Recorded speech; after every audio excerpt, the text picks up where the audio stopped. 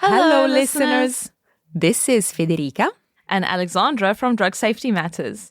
Before we resume our episode, we wanted to announce a new podcast feature. It's called Fan Mail, and it makes it even easier for you to get in touch with us. That's right. All you have to do is click the link at the top of this episode's show notes. That will open a new text message directly to the show. All text messages are anonymous and will be sent to our podcast platform. You can use this feature to ask us questions, suggest new topics, or just say hi. We can't wait to hear from you. Now on with the show.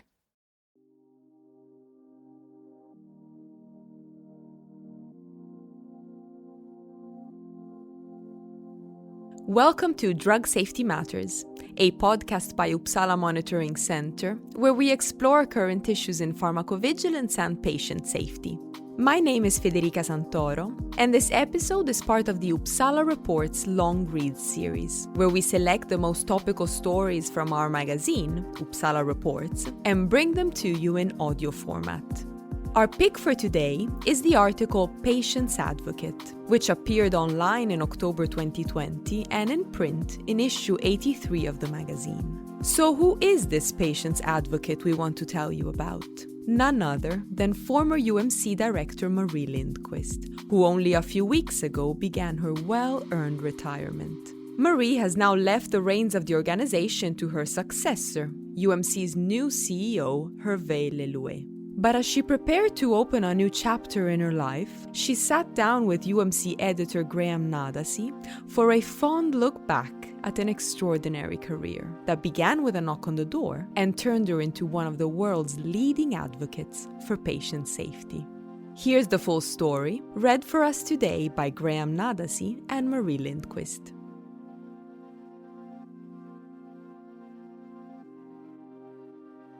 It's symptomatic of the times that Marie Lindquist hasn't set foot in UMC's office since March. She's looking sharp and suitably autumnal as she takes her seat in a meeting room that could comfortably seat 8 for an appropriately socially distant interview. Her breezy manner is at odds with the mood on the streets outside, which remain bare at lunchtime on a workaday Tuesday, despite the sun and blue skies. Inside, an office whose staff has doubled in the 10 years since she became director, is strangely quiet, deceptively so. With the world still holding its breath in the hopes of a quote-unquote cure for the pandemic, months, if not years, of preparation are about to be put to the test. Work has already begun monitoring the safety of medicines being used to treat coronavirus, and those efforts are set to enter a second, more intensive phase should any successful vaccine candidates emerge. It is precisely the kind of situation for which the WHO Programme for International Drug Monitoring, and by extension UMC, was brought into being. In the 1960s, the thalidomide crisis showed the need to have systems in place to protect patients from harm, with the tragic realization that although medicines do a lot of good, they can also cause serious injury or even death. Everyone's desperate to get the vaccine out, and the hope then is that lots of people will get it. But that also means that a lot of people will be exposed to something new, and we need to monitor its safety and effectiveness. Because even if there is a very rare adverse reaction, say 1 case in 10,000, if you have 10, 20, or even 100 million people getting vaccinated, many of them could be harmed if we don't detect the first sign of a problem swiftly. As she prepares to pass the baton to her successor, Hervé Le Louët, Lindquist is confident that the organisation she has dedicated her working life to is more than up to the task. From its original role as custodians of Vigibase, the WHO's database of individual case safety reports, the world's largest repository of reported adverse drug reactions, UMC has grown under her leadership into a sustainable, financially viable enterprise built on solid, scientific foundations. She could give the standard business metrics to make that case, but a preferred measure of success is that she has maintained the integrity and soul of an organisation that has patients' best interests at heart and where people come to do good. We have been an important voice in putting pharmacovigilance on the map and making sure that it's recognised as an essential part of healthcare in every country. Lindquist also takes pride in the knowledge that UMC has continued to set the scientific agenda for pharmacovigilance with its groundbreaking methods and tools. We were the first to introduce a routine data mining approach to screening big data for safety signals in the 1990s. What was initially regarded with some level of suspicion is now mainstream practice. When Lindquist joined UMC in 1979, it was still finding its feet. Much like the newly graduated pharmacist from Uppsala University, she had spent a few months at the Medical Products Agency, which was in the same building, and by chance saw on a notice board that the WHO Collaborating Centre for International Drug Monitoring was looking for a pharmacist. She had already decided that she didn't want to work in a pharmacy, as she thought that would be boring, and she wanted something international because she had always liked languages and the idea of the world being a little bit bigger than Sweden. I knocked on the door and Sten was there. I said I could start tomorrow, and he said, okay. That was my job interview. Lindquist admits it wasn't exactly part of a considered career plan. She had studied to become a pharmacist because she was interested in medicine, but didn't like the idea of cutting into people. At UMC, though, she found a calling and a sense of duty to the cause that has stayed with her. From the beginning, there was a lot of effort put into doing the job, collecting the data, analysing it, producing signals. She started off with data entry, taking care of incoming reports, and coding each medicine to make it searchable.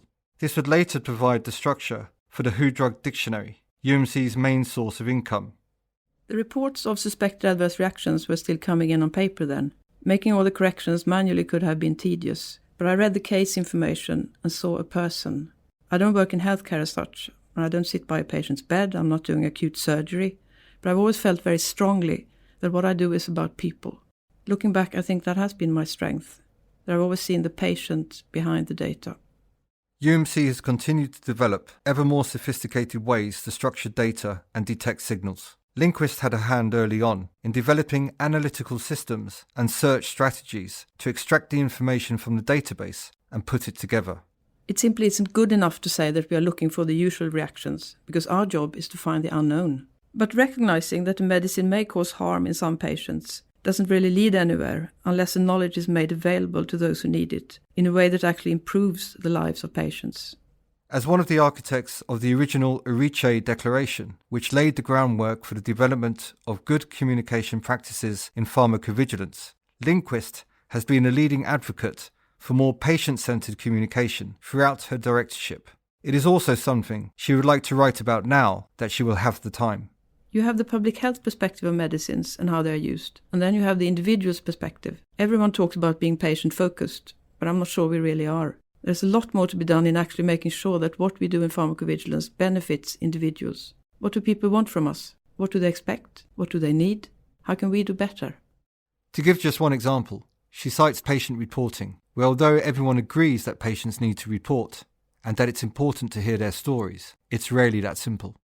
In many countries, it's possible for patients to report ADRs through their National Pharmacovigilance Centre. But how do they know where to report and how to report? How many people know there is a regulatory authority responsible for reporting side effects? Do they know the name of the regulatory authority? So first you have to find out that there is a regulatory authority that you can report to. Then you have to find their website. You have to find that information on their website. Few make it easy.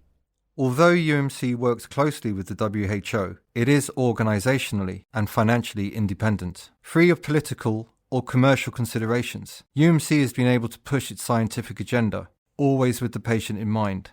Not one afraid to ruffle a few feathers, Lindquist has fought that battle in her own way. I'm a great believer in integrity and standing up and being counted. If it's something we ought to do, we should do it. But she also believes in the need for diplomacy and constructive dialogue. Instead of seeing compromise as something negative, she thinks of it as a positive step in the right direction.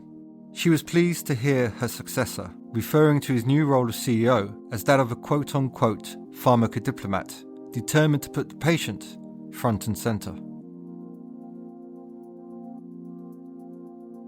That's all for now, but we'll be back soon with more long reads, as well as our usual conversations with medicine safety experts. If you'd like to know more, check out the episode show notes for useful links, or visit uppsalareports.org for more of our stories. If you'd like pharmacovigilance updates delivered straight to your inbox every month, then you'll love the brand new Uppsala Reports newsletter. Subscribe to it for free at uppsalareports.org/subscribe. If you like Drug Safety Matters, make sure to subscribe to it in your favorite podcast player. And do leave us a review so other listeners can find us. You can send any comments or suggestions for the show on social media. Just look for Uppsala Monitoring Center on Facebook, LinkedIn or Twitter and connect to us there. This episode of Drug Safety Matters was produced by Matthew Barwick. I'm Federica Santoro and we hope you enjoyed listening. Till next time!